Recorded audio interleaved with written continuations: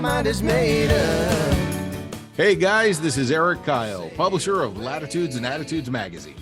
And I'm David Levesque, editor of Latitudes and Attitudes, and welcome to Three Sheets, our podcast where we chill and chat with individuals making a difference in the cruising lifestyle.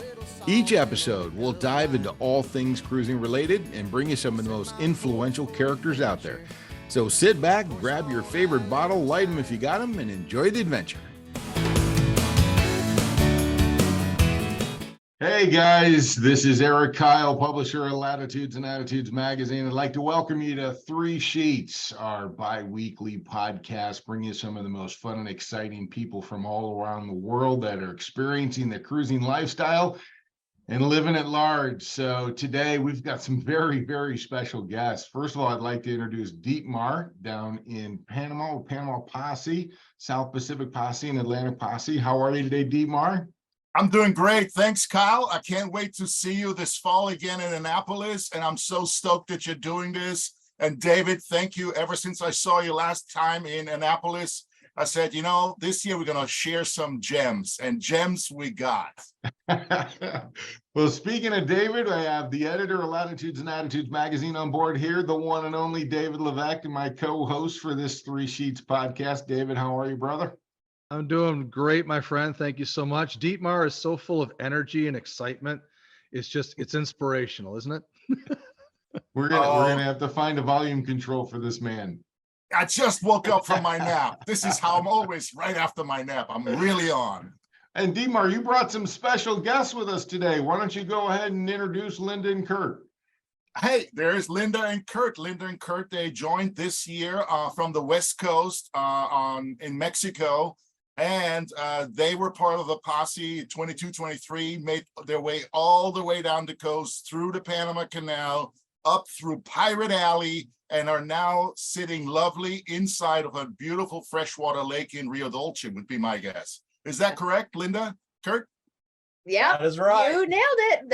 Okay. It was a lot of miles and a lot of adventure, but we made it. We're here. We've made it. We are so incredibly jealous. Love to have you guys aboard with us today. I appreciate it. Dietmar, if I could start with you today, just briefly, I'm kind of curious. First of all, how the hell do you pronounce your name? Dietmar Petutschnig, but you can call me Captain Dietmar. Captain Dietmar, that's what we're going to go with. Your last name is eluded Petutschnig? Petutschnig? Petutschnig. Fine. Okay. You know, I'm a good Austrian. We got long last names. Well, in that same vein, I want to know the lineage of Panama Posse. I've known you, my friend, for a very long time. Never been able to pronounce your last name, but now I can. So 10, almost 15 years now, we've known each other. So tell us a little bit of the evolution of how Panama Posse came about and what in the world are you guys even doing? Well, you know, everything good starts in a bar in Mexico, and that's where the Panama Posse got started. This particular bar was a swim-up bar in Barra de Navidad, and about 15 boats were hanging around, you know, basically drinking margaritas, and everybody said, where's everybody going? And so I said, why don't we go down to Panama? And then, you know, a bunch of other boats were there, Nordhavens, power boats, sailboats, trimarans, catamarans, monohulls. He said, yeah, let's go down to Panama. And I opened my big mouth, because I have a big mouth, and I said, why don't we call it the Panama Posse? And Neil, who was, you know, sitting on his beautiful ketch, he says, yeah, sounds like a good idea, Dietmar, why don't you organize it? And that was it, you know, so wow. I opened my mouth, came up with a name, and next thing, we left with 15 boats, and originally it was a route that had little information. There were a couple of online guides, there were a couple of, you know, books that were 30 years old. Everything was written from one perspective. And the one thing that I liked from my entrepreneurial days, when I was in a room with other entrepreneurs, we established a protocol of talking to each other. And it was all about facts, not opinions, not, you know, this is what I think, but it was all about focusing on facts. And facts are, most people, you know, when you roll up, you want to know where the anchorage is, what the holding ground is, how to get ashore. And so we created this concept of the posse and sharing information, passing it forward, and in turn, making it easier for those who come after you, right? Mm-hmm. So we left with 15 boats. By the time we got to Panama, 7 months later, we had 78 boats that had signed up, right? Wow. Well, the fee was right. It was free and we gave you a free burgee. So it wasn't, the incentive was there. And then over time, we just focused on better quality, creating discounts with marinas, finding service providers, figuring out the ever-changing landscape of checking in and out of countries. Then we did that during COVID. We expanded. So we started with 7 marinas.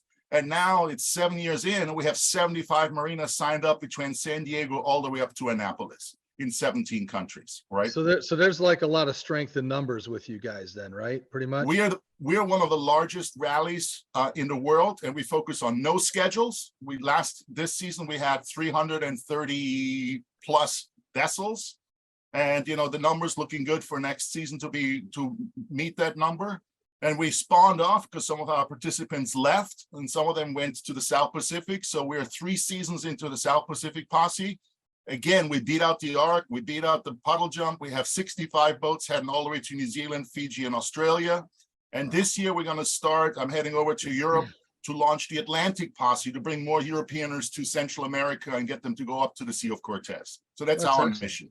Let me get Dude, this that's straight. excellent. And I want to wrap my brain around this. Hang on to your question for a second, David. So you're talking about many boats all going to the same destination. Are they all going like in a convoy? Are they going, help me to understand it. If you imagine the U.S. fleet, right? The U.S. fleet has over 380 vessels, right? They're never in the same place. They're always in different parts of the world, but they all report in with information. Well, that's the same principle we apply, right? Everybody's going in a different direction. Everybody has their own lifestyle. Some people like to see the parrots. Other people like to, run up a volcano and then, run it down on some skates. Anything that's adventurous is up to you. What you find, what you like, what you report back in and say, this is what I did. This is how I experienced it. This is how much it was. And that's what we want. We want real firsthand information from folks that do it, and they're doing it all over the world. In this case, for the Panama Posse, it's 17 countries, right? There's some people in Bahamas, some in Guatemala, some in Cuba, some in Colombia. They're all over the place, but everybody's part of the fleet. That's the concept. Got it. So it's not like a bunch of boats are all going at the same time during this week to that week to this week, and you're all doing the same thing. You're all sharing the experiences that you've done. Now, we do dangle parties up there. So every month or so, there's going to be a rum party, thanks to Flor de Caña, our favorite rum from Nicaragua, somewhere around the world. Yeah. Right? So at those parties, we typically get a pork roast. Everybody brings their own favorite dishes, which you will be judged upon. So this is not, bring you popcorn. You bring good, fine dishes to this. And then we're going to pour you some 12-year-old rum. And life's good. Doesn't sound like it would suck at all. David, what is your question, sir? Well, he kind of had me at pork roast and rum, but my wife makes a heck of I think it's called pernil, which is, Is your wife Dominican? No, she's Sicilian. But she's got quite the background of friends who are Dominican, and she makes a heck of a pernil. So Dietmar, I think we figured out how to say your last name, but I got to ask a question. What is up with that logo for Panama Posse? You mean our howler monkey? Oh yeah, man, the howl monkey. What's up with that? So along the way, on the way down in Costa Rica, and Linda and Kurt will concur with me, there's an anchorage. When you drop the hook, the howler monkeys will scream at you. And the howler monkey is the loudest mammal on the planet above the surface of the water. You can hear him 3.5 miles through the densest of jungles. He's a little brown guy, maybe this big, so half human almost. He hangs with his posse they're called troops, but we call them posse. They hang literally in the jungles of Costa Rica. And when you drop the anchor, they yell at you. So, I think it sounds like you're describing yourself a little bit, Dietmar, but so. Well, yes. So, all right. So listen, you got into Panama Posse. You're hanging out in this place in Mexico, having some margaritas. People are like, hey, let's get going. Let's get cruising. How did you yourself get into cruising? Give us some of your background. So, I want to focus more on Linda and Kurt because they're prettier than I am. I basically lived in New York City up until 2003 with my wife, and we were there during 9/11. And that changed our life. So we were left from New York City, moved to Vegas, which is where we still have our house, and decided to hang out, in open sky country. And it's then, that afternoon in 2003 that I developed a taste for banana milk. And I had a little rum. And then I went down to a magazine store. We still had magazines back then. And I bought, a sailing magazine, opened it up, and my mind went, bing, we got to get a boat. We got to get out of here. So by 2007, I was lucky enough to sell a company and basically rolled all the money into a brand new boat, learned how to sail, had to hire a captain because I couldn't get insurance without it. And we left, Suzanne and I and our dog, we left from San Diego in 2008 and sailed all the way to New Zealand and came back in 2015. So we spent 7.5 years in the South Pacific. I got my captain's license and my Yacht Master Ocean in the process. And when I came back, I realized there were a lot of rallies, but there wasn't really a rally that kind of like compensated for not having schedules. So we came up with a concept of the posse because the weather determines a whole lot when you're out on the ocean. And any rally that has fixed schedules creates a higher risk, in my opinion. And in my experience, when you have to leave in order to make some events. So I wanted to take that out. And so our big differentiation is we don't do hard schedules. We do some parties and we try to save you some money. That's the main thing. So you mentioned that you were inspired by a magazine. That magazine wouldn't happen to be Latitudes and Attitudes, the #1 cruising lifestyle magazine for the last 26 years, would it? It was one of my required readings back then. I had 7 magazines. I had 7 magazines, a stack of them. And of course, Bob Bitchens, he always had a bow girl. So, it was part of my shopping, in the magazine store. Okay. So speaking of bow girls real quick, let's just switch real quick here over to Linda and Kurt.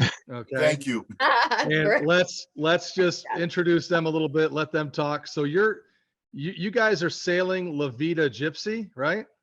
That's right. That's us. All right. So I have a bunch of questions for you later on in this little interview, but why don't you just go ahead and give us a little background on how you guys got into this whole mess, and we'll go from there.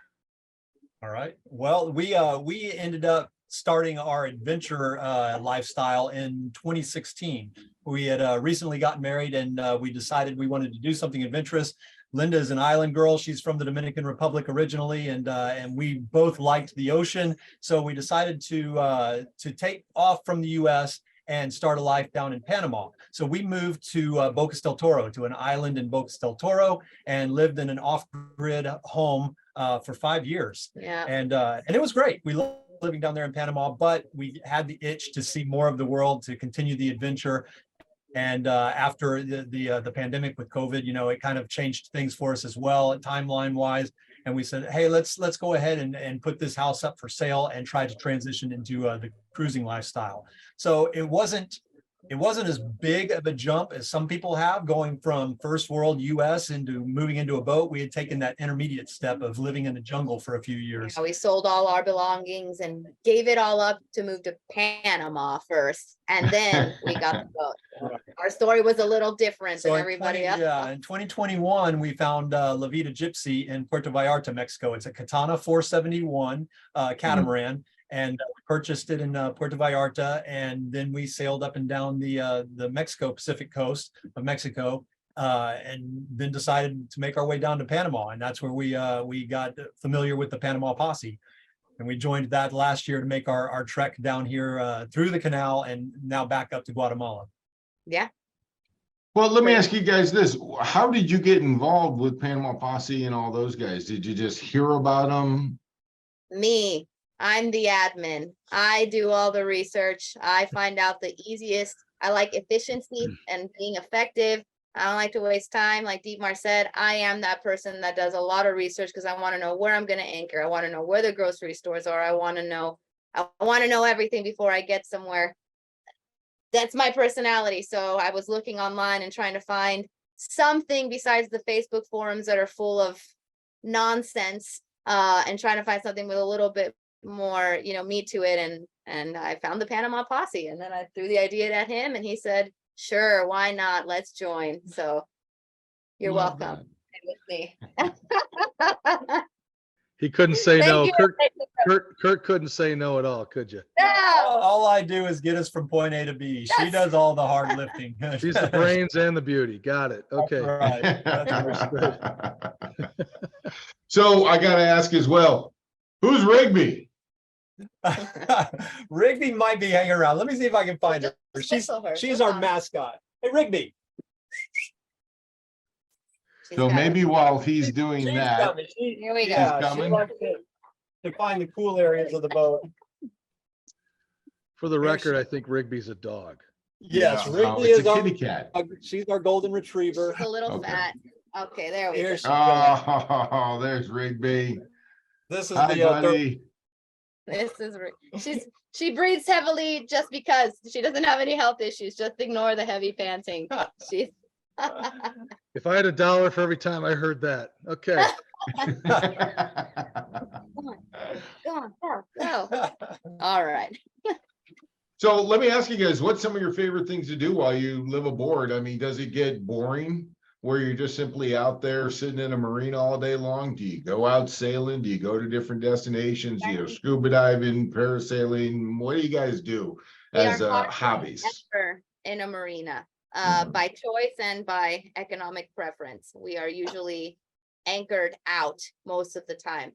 But when we do want to use a marina, we are very careful and we only stay there for whatever we need to get done, and then we drop the hook again. We're very But our lifestyle isn't one where we're out doing a lot of adventuring all the time. We're actually, we're not retired and we're not living a retired life. So Linda actually teaches English online. And so she generally has a pretty full schedule during the day, teaching classes. And then we also have a YouTube channel. It's Sailing La Vida Gypsea. And so when we do adventure, we film that. And then in the downtime, I'm downstairs editing those videos. So a lot of the time we have typical Monday through Friday jobs where I'm editing videos, she's teaching classes. And then on the weekends, we do go out and have fun. We do like to scuba dive and snorkel and fish and sail and whatever. But we like to hike when we can. So we do get some adventures out there. We do enjoy the lifestyle, but it's not one where we're always playing and we're living a retired lifestyle like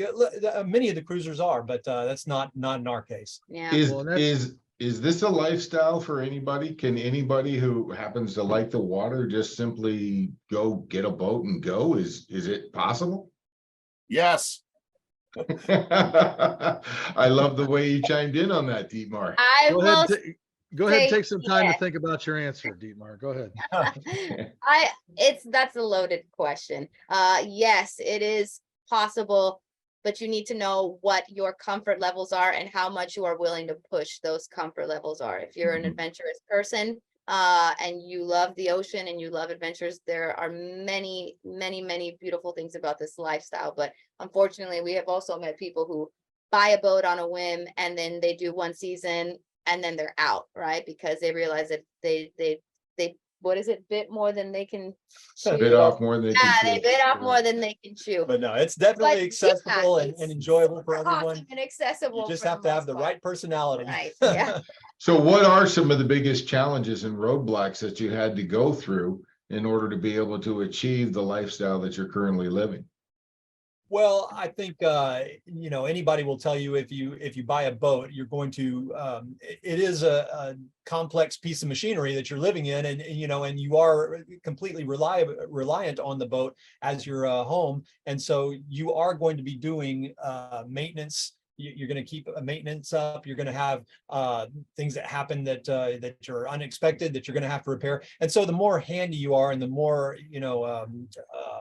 do-it-yourselfer, I guess you are, the better off you're going to be. There's always people that you can pay and hire to do things, but oftentimes you're out in the middle of nowhere. You don't have contractors that you can have come on the boat, and you've got to take care of these things yourself. So Mhm. being self-sufficient, being a do-it-yourselfer, being very handy is a plus. That's probably the Biggest challenge. biggest challenge. but you're not out there on your own in these, with the groups like the Panama Posse or the Facebook groups, or, just out there cruising.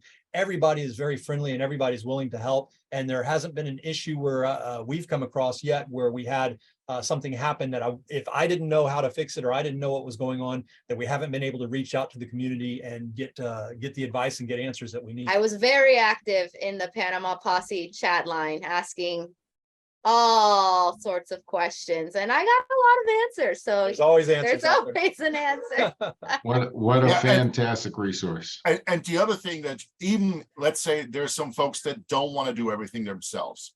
With the Posse, you now actually get to filter out service providers. Because as you can imagine, you pull into one marina and there's going to be 2 or 3 engine mechanics. One's going to be good, one's going to be excellent, and one's going to destroy your engine. With us, we've already done that for you. We have 7 years of experience. So by simply being part of the group, you now tap into that resource and you reduce your risk, right? Reduce of ripoffs, reduce any kind of issues that you may have. You still have the issue, but at least now you have help and you kind of know what's coming to you. So you have ways to get out. You have outs, you have options, and you have ways in which to mitigate some of those challenges that we all face, right? It's like a collective brain. Well, you talked about strength in numbers earlier. That's the community. We talk about community all the time with Lats and Ats, and we're very closely aligned with the Young Cruisers Association and their mantras about community. And to what you were alluding to earlier, Linda and Kurt, about you guys are both still gainfully employed and actively employed, but you don't have to wait till retirement to enjoy this lifestyle. But it does take a certain degree of intestinal fortitude, so to speak. AAA is not going to come out to the middle of the Gulf somewhere or whatever, the ocean, help you. Home Depot's not going to airlift you. Home Depot's not going to airlift you some new electrical supplies, right? Although that's a pretty good business idea. Yeah. Well, I think anybody who's realistically believing that this is something that they can do, they need to go through a few different filters. Are you handy? Are you adventurous? Are you willing to go through the rainy days, avoiding the storms, having to deal with the maintenance issues, go through all of those challenges in order to achieve the lifestyle that you guys are currently living, which is wonderful. Or have plenty of money, right? Yeah. Well, my mantra is always, I got a guy, but you can't get a guy out in the middle of the Atlantic. So no, but we can get one to you now. You with a Posse, that's the beauty of it. Because on the South Pacific Posse, a whole bunch of boats had issues, and guess what? There was a Posse boat that picked up the sailors after that vessel went down. It was Rolling Stone. I remember hearing about that. Yeah, I remember.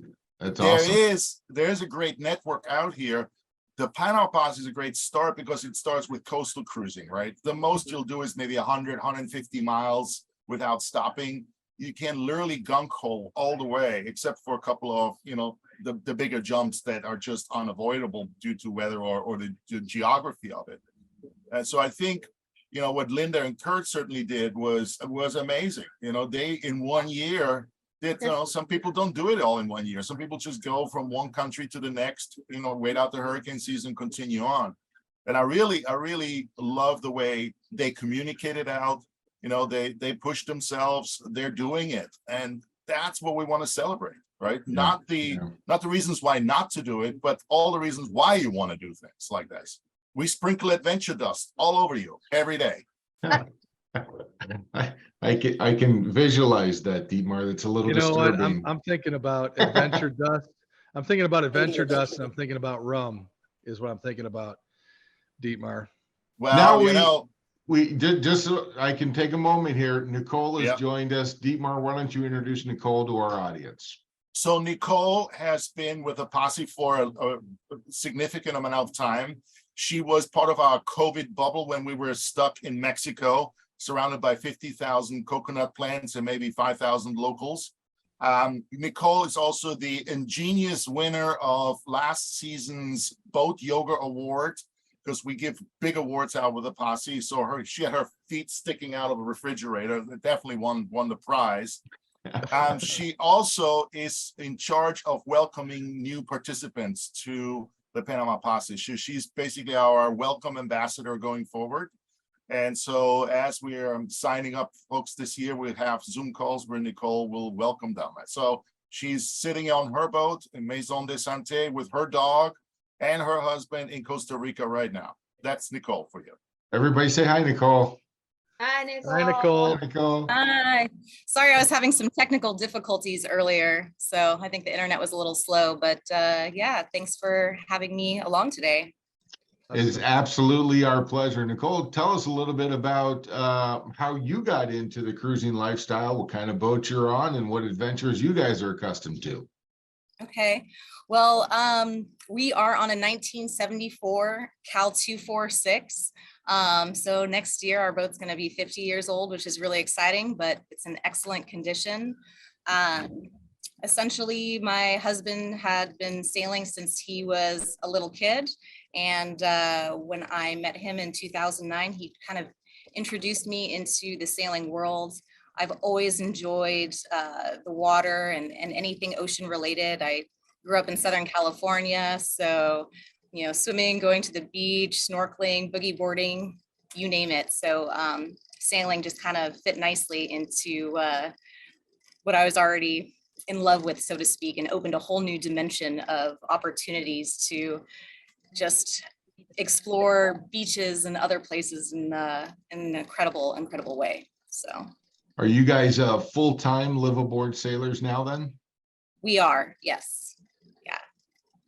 Which is really exciting to be able to do that. So it's really nice that my husband can work remote and I get to be involved with the posse, meet amazing cruisers and other people along the way.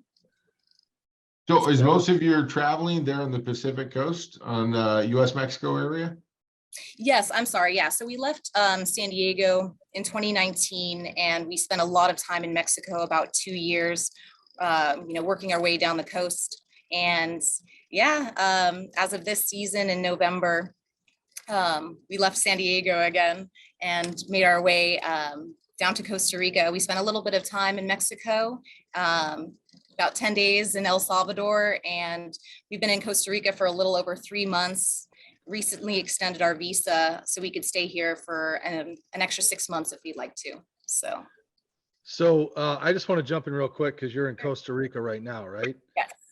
So I'm going to bounce back to our great friends, our old friends here, Linda and Kurt, because I've been following your channel a little bit. Can you tell us about that time you got kicked out of Costa Rica? Oh man, I better bring that stuff up, man. What? Take notes, Nicole. She's the operator, so she's in charge of that checking in, checking out. That wasn't me. That wasn't me that time. We were just trying to get out of Costa Rica, making our way. We had, you know, a lot of miles to make to get to Guatemala, and we wanted to check out on a Friday and then leave. I believe we were trying to leave on the Saturday or Sunday. Mhm. We knew the administrative offices weren't going to be open on the weekend, so Nobody we works went and on checked out weekends. first thing on a Friday morning, expecting to leave that weekend. And they said, as soon as we checked out, they said, okay, you're out. Now you got to leave. You've got to, what, 2-3 hours before you've got to be out of here. And Yeah, we did not expect that. We did not see that coming. So I don't know if the guy was just in a bad mood Yeah. or what. Yeah, because previously we were in where was that? Is it Golfito? Golfito? Yeah, Golfito. That's like the hub, right? To like get it out in and out of it. So other cruisers were like, yeah, we checked out, you know, on Wednesday, left on Friday, or we checked out Friday, went to the grocery store, left on Monday. So we were like, okay, cool, that's what we'll do. So here I go with my little binder with all my copies, feeling confident in myself. And the guy's like, are you leaving? When are you leaving? Today? Or, and I was like, oh, we're leaving tomorrow. And he says, no. And I was like, no. And he's like, you have to now. You have to leave within, if you're here, that means you're ready to go. You need to go. And I was like, wait, and he stamped my passport, and we were like, Whoops. You're out. You got to be ready to pick up and be go at a ready. drop of a dime. So we did. So we ended up hitting a pretty rough rainstorm on the way out of there. We got but, slammed. and we had to sail overnight into Panama, which, you know, we Yeah, weren't that planning on an overnight sucked, passage, but yeah. you know, you got to do what you got to do. Well, some full disclosure here, guys. David and I are both sailors. We're up here on Lake Erie. He's over in Buffalo on the east end. I'm in Lake Erie on the west end in Toledo. And I've been sailing about 20 years. David's probably been sailing about 5-10 years now, something like that. We're aspiring cruisers. we both want to be able to live the lifestyle. Nicole, you're living, Kurt and David, Dietmar, you have all kinds of experience with this as well. I would like to ask each one of you, what would inspire people that are hopeful cruisers? What part of your experience would you say, this is the moment that I knew I was doing the right thing by having this kind of life? Any one of you three, if you could help to inspire David and I to go become cruisers by your experience, I would love to hear what that is. Give 'em Well, something. Nicole, I'd like Nicole to start. I'm just wondering if that experience, when you really knew, was that the moment that you were upside down in a refrigerator? What was going on there? Well, there's always boat projects to be had, but I must say, there are worse things that can happen. And really, at the end of the day, it's what day is today? It's Tuesday, right? That's pretty awesome for me to lose track of what day of the week it is and not succumb to a rigorous schedule. I came from a background of working a 9-to-5 type job, and there's just so much structure. And I must say, being able to live this lifestyle allows for so much freedom and opportunity to meet incredible people, have amazing experiences. And it's something that I never thought I'd be able to do, to be completely honest, but things have fallen in line with us, my husband and I, and we just followed our passions, and obviously, financially look at things to make sure that this is something that we can continue to do as long as it makes us happy. So. Love it. Yeah, and this is a younger crowd, so there's a lot of people that are still working, but there's obviously retirees that are doing on their retirement. Some people are doing under Social Security. But the inspiration for me, right, when I said, okay, I can't really quite turn around anymore, once you start running a company, you'll become unemployable pretty fast. Then you add sailing on top of it, and now you're absolutely free. It's the last real free spirited activity you can do. 12 miles out, you're under international maritime law. There is nothing that can stop you, save, it's some warship. So I think that ultimate sense of freedom that you have out here. So imagine, Kyle, now with Starlink, with the new technologies, it makes it so much easier. Just shut down your office, move it onto the boat. You can do it remotely. You can fly anywhere in the world. You have to fly to most boat shows anyhow, which is what you do, right? And think of all the headaches that go away with a land operation. Now, some of us still have homes, but homeowners association, your neighbor, the dog that doesn't bark, all those things, you just move them to the boat. And if you don't like your neighborhood, if you don't like the weather, you just move 5 degrees on the autopilot. It gets you to a new country, guaranteed, right?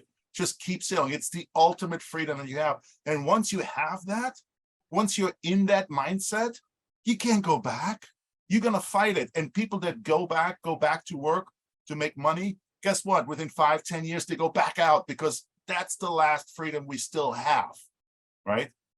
And that's why it's so powerful. That's why it's such a draw for everybody. I don't care how young, how old you were. When you started reading those books, whether it's Moby Dick, or see the movies, your drive to get out there is unbearable. You have to get out there and do this, right? Because you can, and it's so much easier. The biggest wave when sailors really started going across the world was with GPS. GPS meant you no longer have to use a sextant, right? The next big wave is Starlink. Starlink is going to change the way people operate, because with COVID, we realized we can do a lot of work working remotely, right? Especially if it's jobs that don't require you to be physically in an office. So the second link, which is now Starlink, and obviously mobile phone and internet from anywhere, the game's up. There's no reason to sit in the city or, have the heater going in the winter in Buffalo, New York. Hey, go easy on me. So that is very inspiring, and I want to talk to you again about what you just said in a moment. But first, I'd love to hear from Linda and Kurt. What was that point of no return for you guys? What was that pinnacle of, yes, we're doing the right thing, and we want to continue to do this for as long as we can?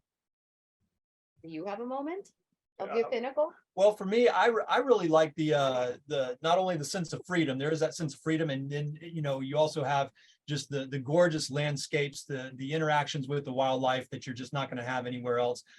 You have those things, but for me, it's also a big sense of achievement, and because we put ourselves in these situations that can be challenging, can be dangerous, can just be adventurous, whatever it is. When we take these leaps from one point to the next, there's always some sort of challenge that's involved in it. And once we get from point A to point B and we've done it and we drop that anchor, there's just that big sense of achievement. Like, wow, we did that. Yeah, we made it. One of our big ones that we just did was like Dietmar said, we went through that Pirate Alley. That was it was over 1,000 miles we sailed from Boca del Toro, Panama, all the way up to Belize and Placencia, Belize. We had to make a big, wide, round turn around Nicaragua to stay away from the pirates. And that was a huge undertaking. It was nerve-wracking. We were up in the middle of the night several times thinking that we had pirates on our tail. And it was Panama Posse that actually gave us a lot of security there. They With definitely with the helped. Starlink, like Dietmar said, Starlink is a huge help. But we had connection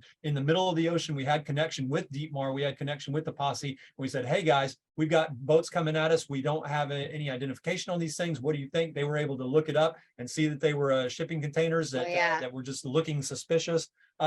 It gave us that sense of security while we were out there on the ocean. But I mean, when you do something like 1,000 miles sailing and you get to where you're going, that sense of accomplishment is really strong too. And it's just like, wow, that is awesome. I want to do it again. Yeah, I have to. I think that was, we thought the same. I thought the same thing. It's that sense of achievement, right? Like when you're working in the corporate world and things, you have these goals and these, set things that you need to do within, the first 20 years of your life, within the first, 30 years of your life.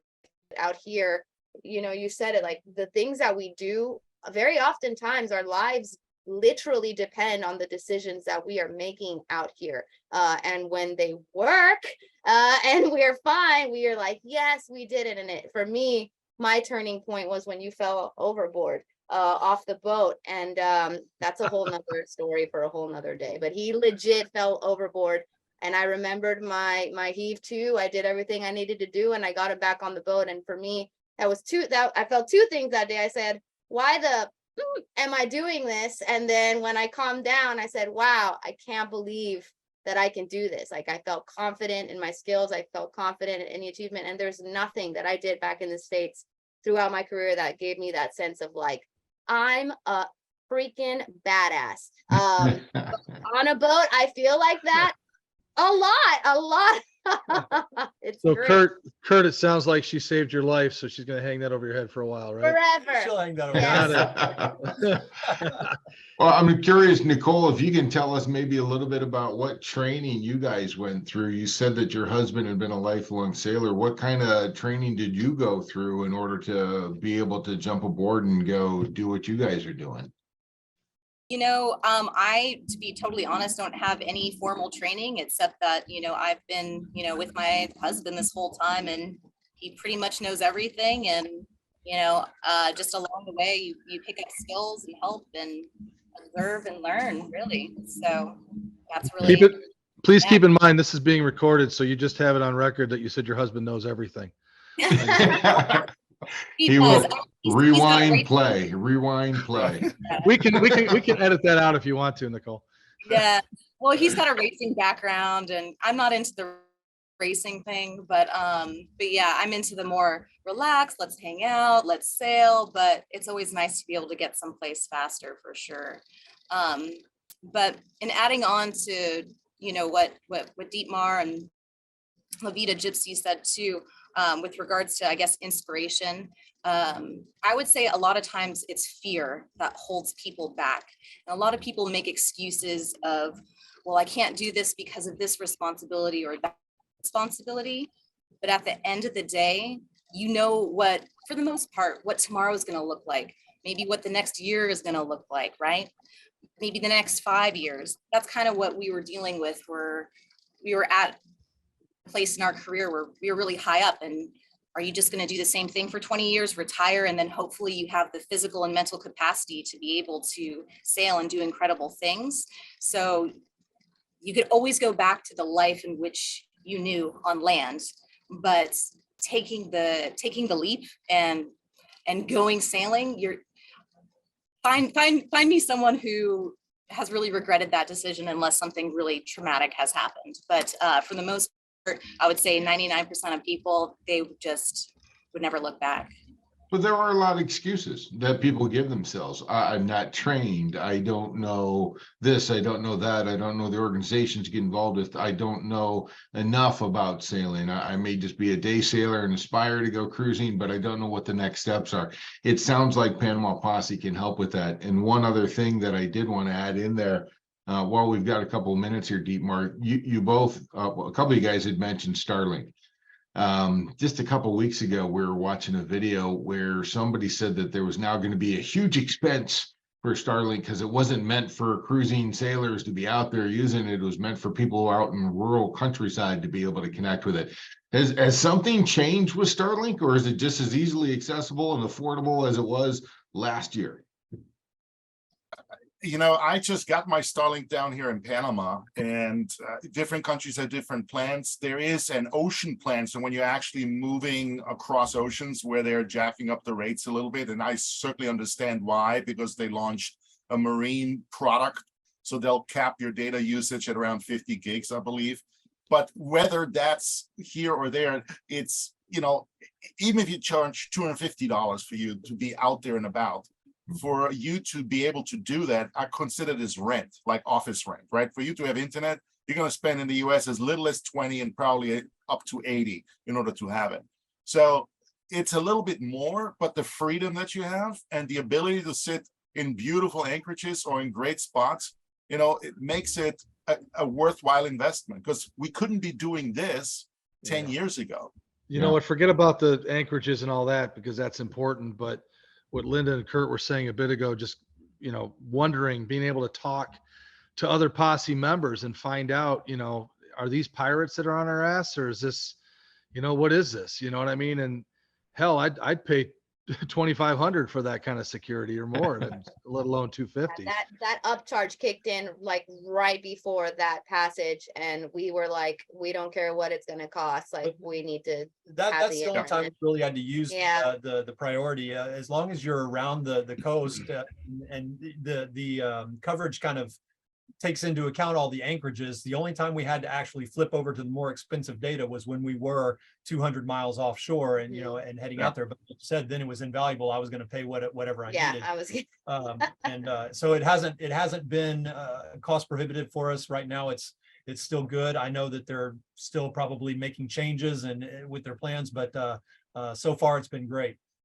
You know what, Dietmar, you talked about several times in this discussion, you talked about the strength in numbers and whatever. I wonder if Panama Posse, with all the numbers you guys have, if you can arrange some kind of a group buy, you know, with Starlink, maybe something like that. I'm always on the phone with marinas. You know, everybody that's part of the posse, they get a West Marine Pro discount. I'm hitting up Defender. My goal is to basically get deals, right? Along the coast, there's long lines. So now we have a discount for these line cutters that you can put around your shaft. You get 30% off. So when we find problems, we find solutions, and then we try to save you money. The problem that I have is that the decision makers in Starlink don't want to be found. So you give me a name, you give me a phone number, you give me a place, I'll knock on their door. Yeah, but Elon Musk. No. Okay, we got one. Now I need two more, right? I need to meet him, or I need to have his phone number, right? And the good news is, it's the first system, because, you know, Amazon's coming out with something, and once Amazon comes out with it, some other company's going to come out with it. So there will be a neutralizing aspect of it, which means once competition arrives. But right now, yeah, I'm happy with it. But we all have electronics that we've thrown out over the ages, right? I literally this week just took down my single sideband antenna with the long stick. Now I still have the single sideband, but I'm going to run a wire and no longer have the big stick standing out. So in case I need it. So we have technology that becomes obsolete, but so does everything else, right? I mean, but the real question is Eric, when are you going to get on a boat, man? Come on, when are you going to get out here? Come on, brother. Give me a little bit of time. I'm trying to run a magazine here. Okay, you So- can run it from a boat. I know, make I know. Here, let's talk tomorrow. So this is really, guys, this is kind of what we're talking about. This is Right. what are the barriers to entry to enjoy this lifestyle, to be able to be affiliated and connected with an organization like Panama Posse, who will help you every step along the way, save you money, connect you to boaters, give you the information, data that you need to be able to make your cruising lifestyle actually happen. And whether And it's in the free South, rum. And That's free. free rum. sign me up. So whether you're in the South Pacific or going up and down the West Coast of North America, or going to be going over to the Atlantic, we've got a real solution here. And really what our hope is in this podcast is to break down those barriers to entries. Obviously GPS did that, 15, 20 years ago. Now we've got Starlink out there. We know people of all kinds of ages and demographics are getting involved in this lifestyle. Everybody who is doing it, doesn't sound like anybody's regretting it at all. You can work full time. There are people out there raising kids. They have their pets aboard. This is a lifestyle that is absolutely glorious and will become much more bountiful as time goes on. And we're truly grateful to know that there's organizations out there like Dietmar's Panama Posse that help, again, break down those barriers and get people fully engaged in this lifestyle. So personally, I'd like to thank you guys all and maybe ask for some final comments. We'll start with Nicole and work our way over. Anything else that you'd like to say about this lifestyle that you're living?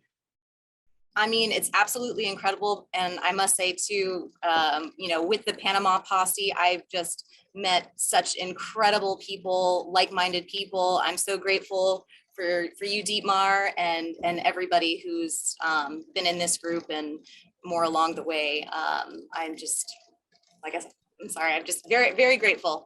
I'll leave it at that.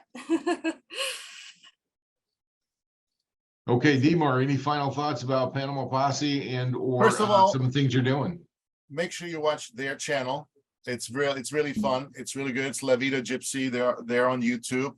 They're really inspirational. And then definitely once you sign up, you get to meet Nicole down here. We will be accessible. Obviously, if you send us an email, we'll do some onboarding. It's not expensive to join. It usually pays for itself. We just did a survey. Average vessel saves around $1,475 a season. We charge about $300 to join, so it's fairly reasonable. But the most important thing is that you actually get out here. And the people that you will meet, the diversity that you will meet. We have people participating from 27 countries. About 70% are US vessels. The rest is from all over the world.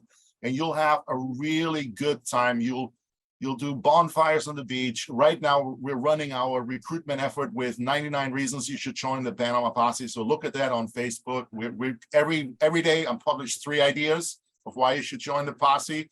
And not all of them are financial, just, amazing sunsets, cuddling with wildlife. I mean, it's just such a great opportunity for folks to get out here. We don't tell you what to do. We give you better information so you can make better decisions. And that's the way we run this, right? Because most people on boats, they're pretty smart. They figured it out. So we want to do this. So, but talk to these guys. These guys are smart. They made it to Guatemala. Okay, well, let's move on then to Kurt and Linda. Please give us some of your final thoughts about what it is that you want to inspire people to go out and live this life. Get out of the rat. That's the one of the situations that we even did our YouTube channel was to try to create our own community of like-minded people who were in a similar situation and inspire them as they watch us fall on our faces.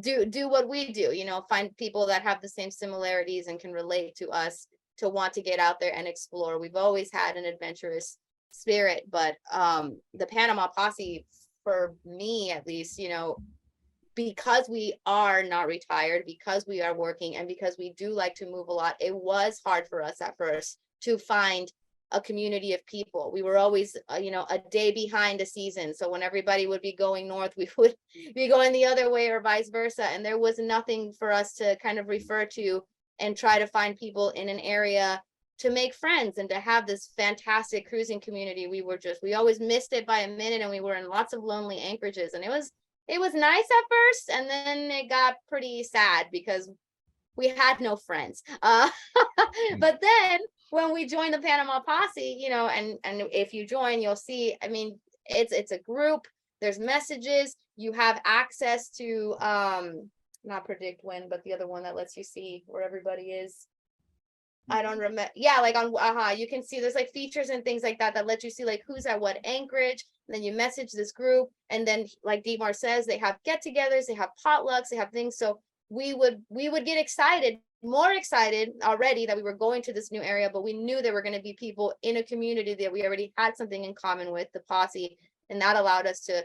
We made a lot of really great friends throughout the Panama Posse, our experience. So that for me was important. I don't know. Yeah, about you're gonna see all kinds of people out here, all different budgets, all different types of boats, age groups, you know, backgrounds.